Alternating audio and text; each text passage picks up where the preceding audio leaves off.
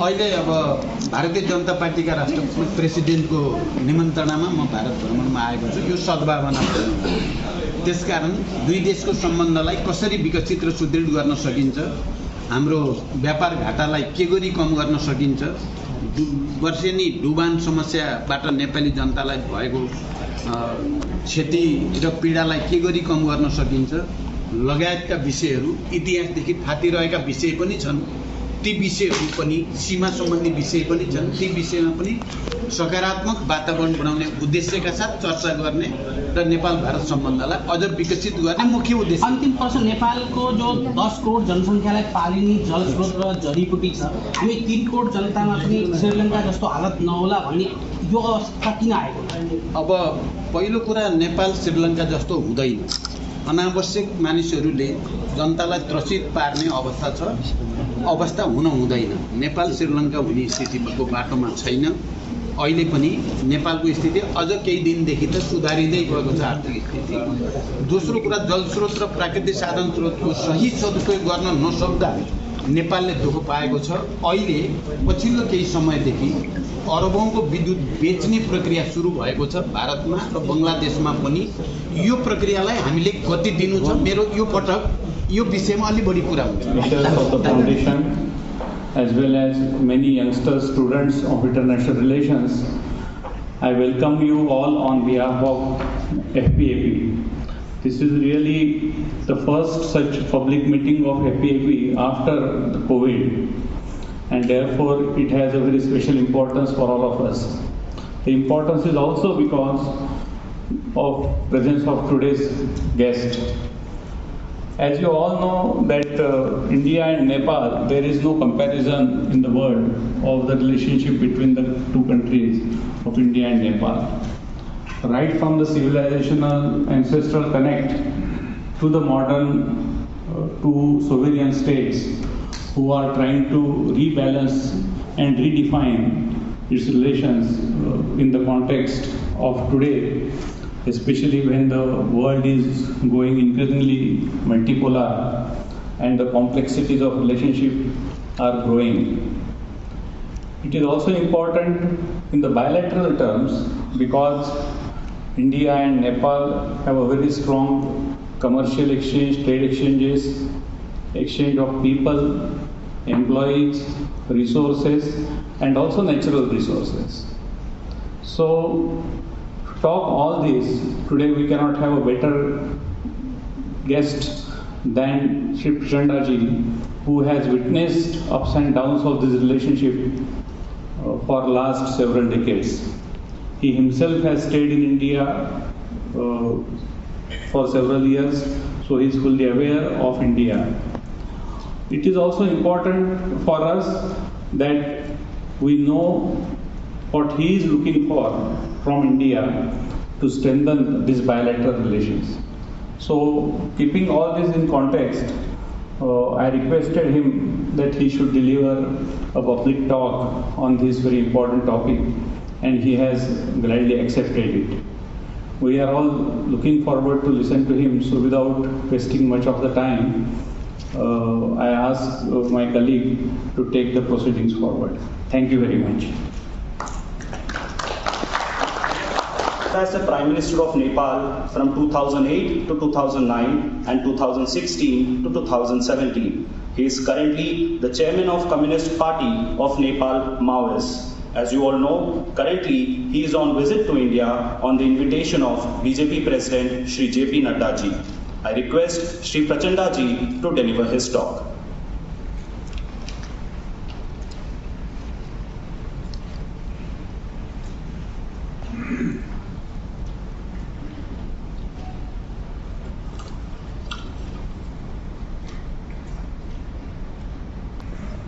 To some extent emotional and sentimental.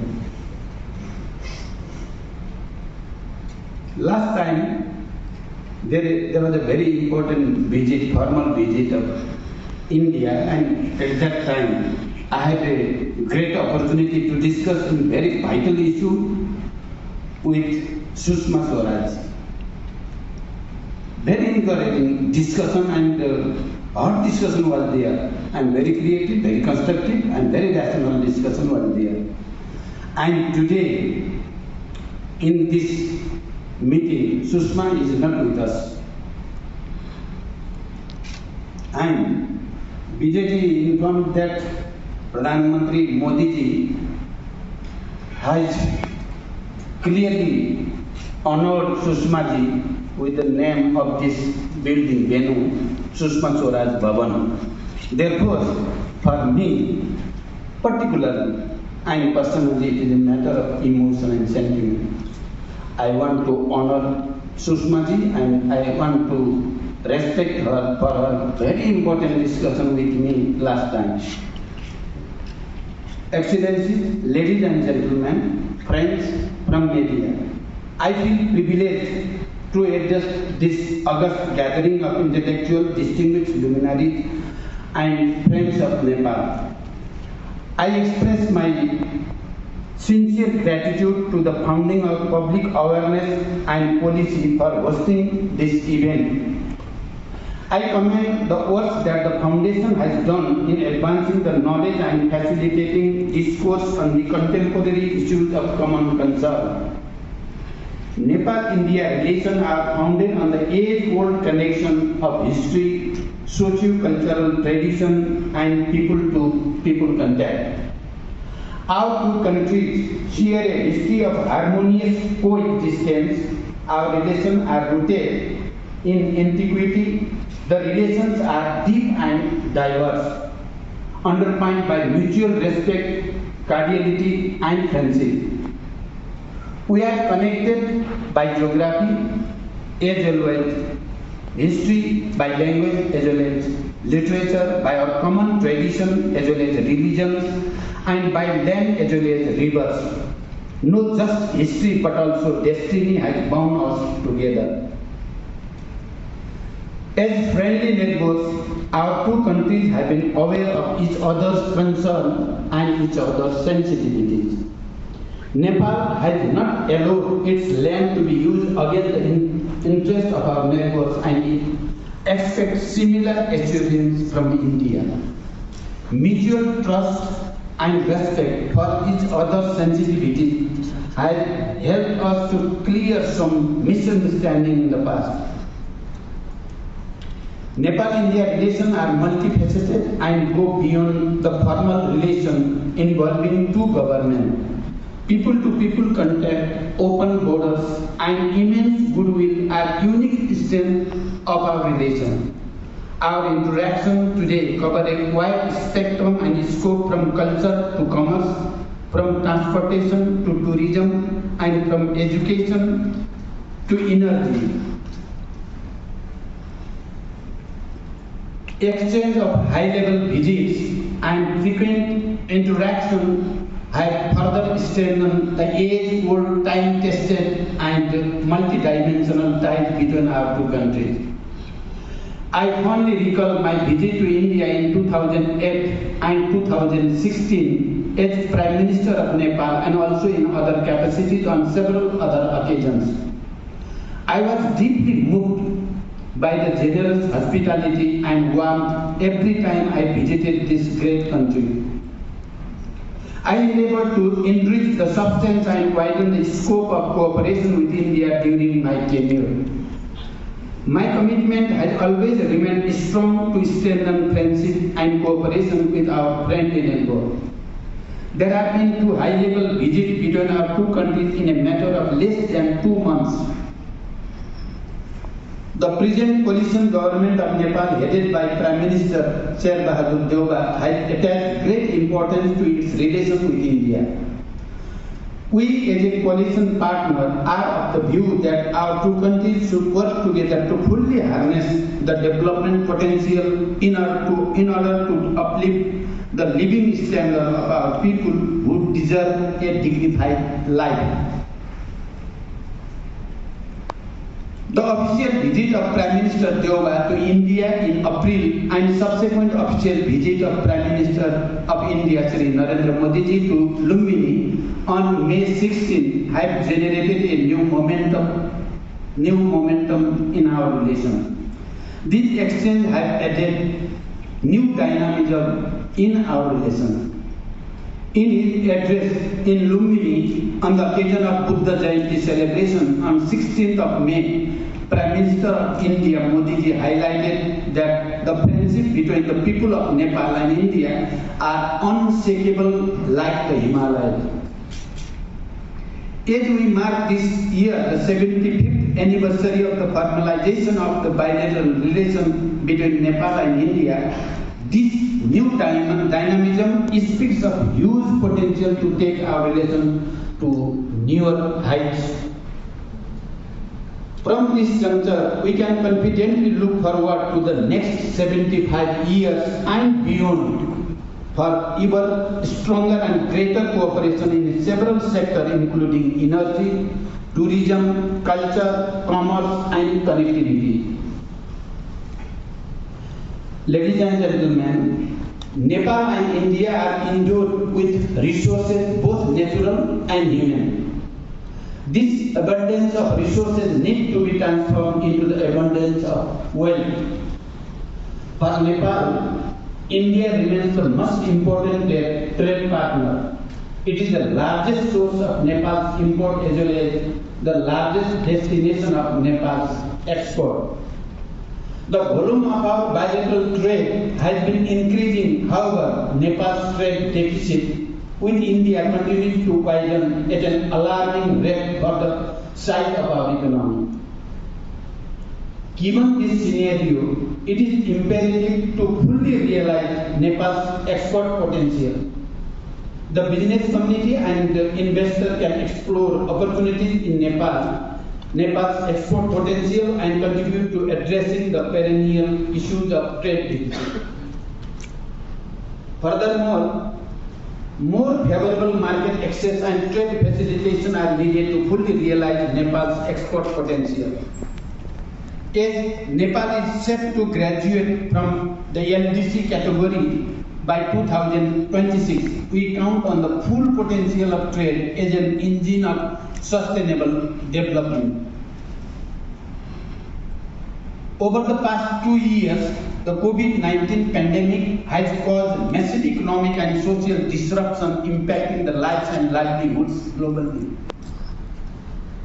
At the hour of crisis, India has continued its support to Nepal, including by unhindered supplies of goods, medical supplies, and much needed vaccines. We are thankful to the government and people of India for the generous assistance extended to Nepal during difficult times, including in the aftermath of the devastating earthquake in 2015. The response from the government of India in the wake of earthquake was speedy, spontaneous, and substantial. We greatly value India's support in the post-earthquake reconstruction. We greatly value India's long-standing cooperation in Nepal's development pursuit. Cross-border connectivity is an important agenda. It brings the economic closer, promotes bilateral trade, and facilitates people-to-people contact. It also has a multiplier effect on the economy. To enhance trade and economic activity, Nepal has prioritized connectivity infrastructure including roads, railways, waterways, and transmission lines. Agriculture offers huge potential for cooperation. We need to implement the important understanding reached in the past for promoting cooperation in this sector. We appreciate India's valuable support in supplying chemical fertilizer to Nepal.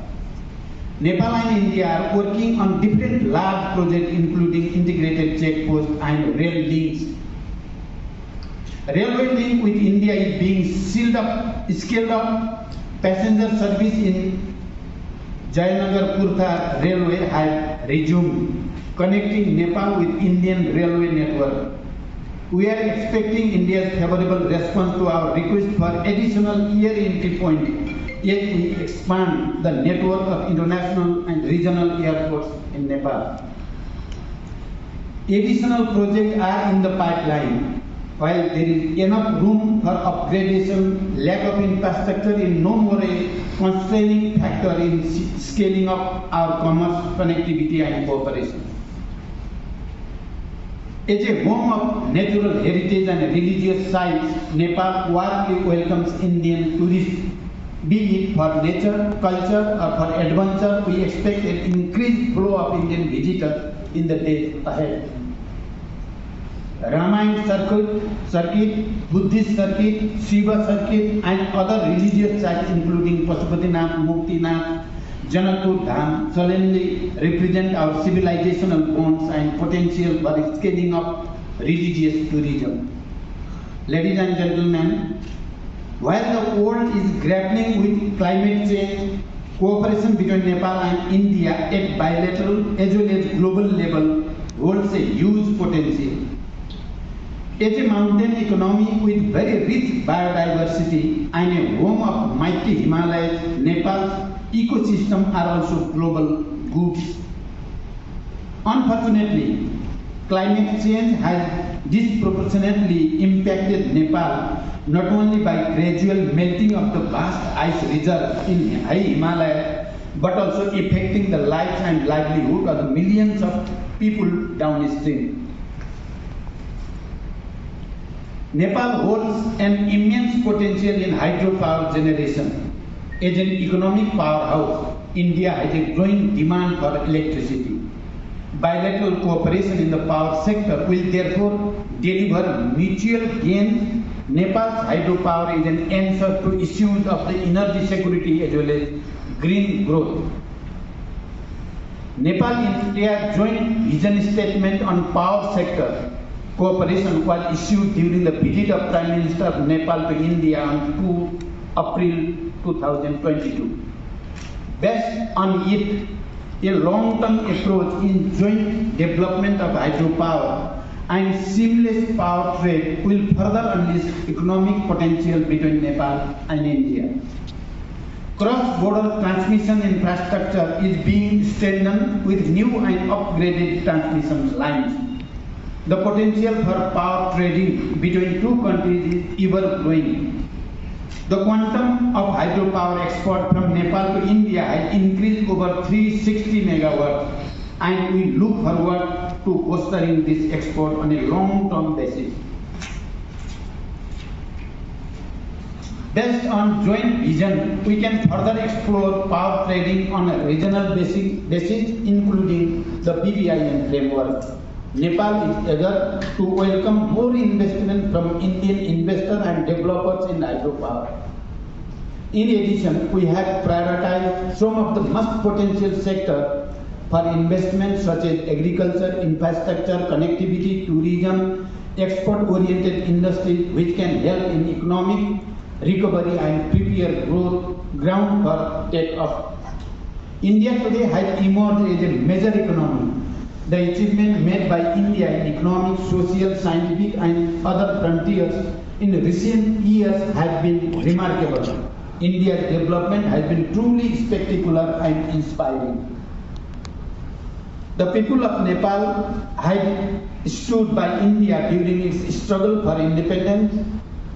Nepal had provided moral as well as material support. Today, they are standing by the people of India in the quest for development. India's policy of the neighborhood first and Sabka Saath, Sabka Vikas can provide momentum to both regional and sub-regional process in South Asia, particularly in the areas of trade, transit, connectivity and hydropower.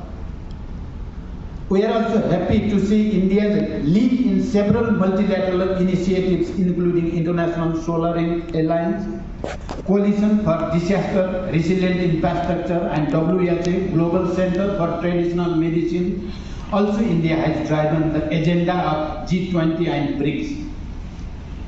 In many international fora, including the United Nations, our countries have worked closely. We share a collaborative spirit in various regional and sub-regional platforms. Ladies and gentlemen, there are some issues left by history. That need to be addressed in good faith to fully realize the potential of Nepal-India relations and the bilateral cooperation.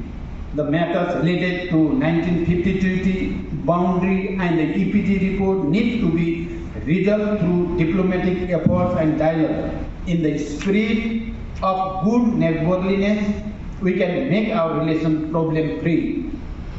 The commonalities between Nepal and India and the extent of engagement have created a synergy for a robust interdependence. We must capitalize on these enablers to ensure that cooperation bears fruits for people of both the countries. Goodwill, trust, understanding, equality, mutual respect, and benefit should continue to underpin our relationship. Before I conclude, I express my sincere thanks once again to the Foundation for Public Awareness and Policy for organizing this event. I reiterate my unflinching hope for closer and mutually rewarding relations between our two countries in the days to come. Thank you. Thank you very much.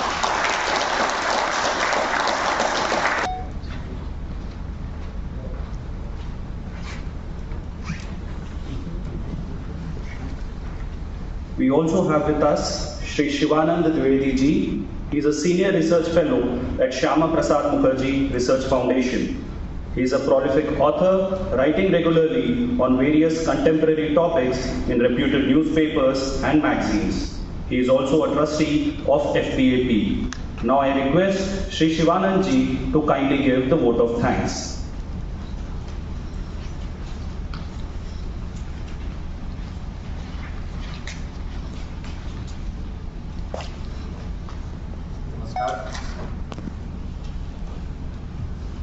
Foundation for Public Awareness and Policy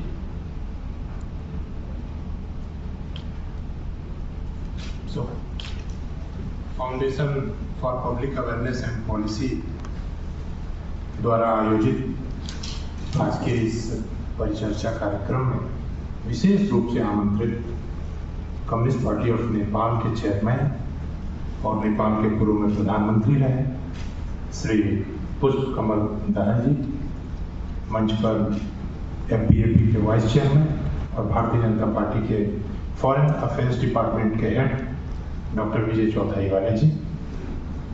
आज के कार्यक्रम के धन्यवाद प्रस्ताव का दायित्व मुझे दिया गया है।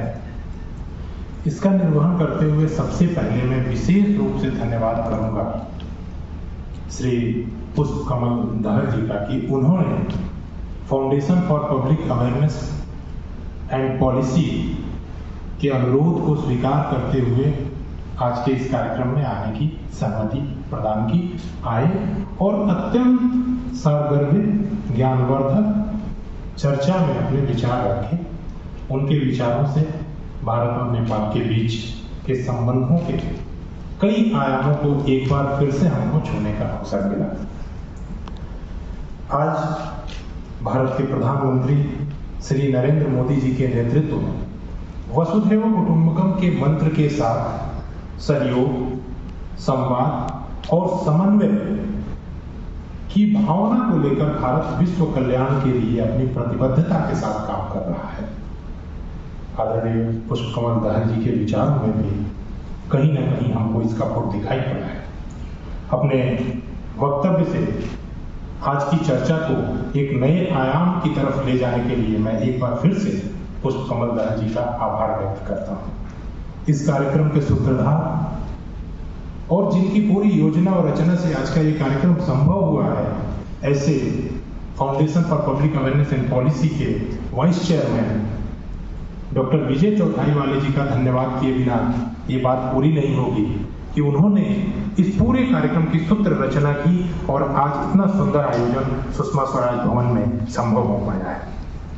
अपने व्यस्ततम शेड्यूल से मैं देख पा रहा हूँ सभी गणमान्य जो यहाँ उपस्थित हैं, उन्होंने समय निकालकर और इस चर्चा को सफल बनाने में जो योगदान दिया है, अपनी उपस्थिति दी है, वो भी इसके लिए भी मैं उनका हृदय से बहुत बहुत आभार व्यक्त करता हूँ। अंत में इस कार्यक्रम की सफलता में सुषमा स्वराज भवन की व्यवस्था से जुड़े लोग, foundation for public awareness and policy की टीम और अन्य किसी भी परोक्ष या प्रत्यक्ष रूप से जो इस कार्यक्रम में जुड़े जो भी लोग रहे, उन सबका हृदय से धन्यवाद व्यक्त करते हुए मैं अपनी बात को समाप्त करता हूँ। बहुत बहुत धन्यवाद। नमस्कार।